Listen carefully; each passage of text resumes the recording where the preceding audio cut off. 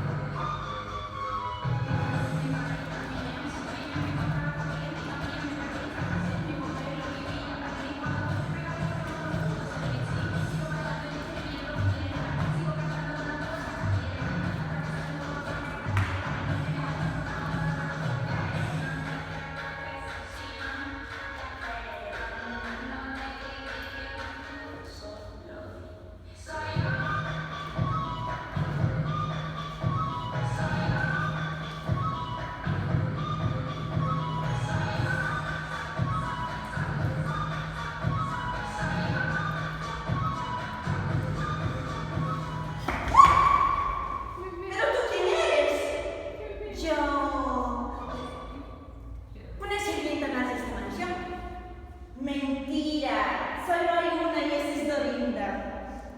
Pero el caso es que me suena tu voz. ¿Ah, sí? ¿Eres presentadora de televisión? No. ¿Locutora de radio? No.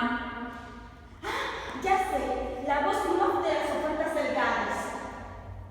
Te equivocas.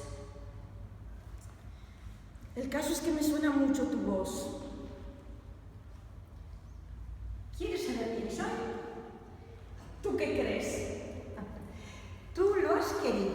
Yo soy Doña Clotilde Santa María. Santa María, Madre de Dios, ruega por nosotros pecadores, ahora y en la hora de nuestra muerte. Amén. Eres el espíritu de la muerta. La misma en cuerpo y alma. Pues para estar así, te conservas muy bien. Si a mí me llegara a pasar lo mismo, me conservaría igual que tú.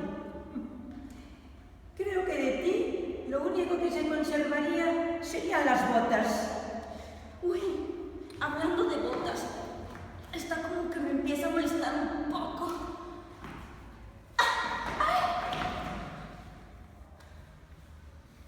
Niña imbécil. ¿Desde cuándo a un espíritu se le puede tocar? Ya tenías que descubrirme, niña estúpida.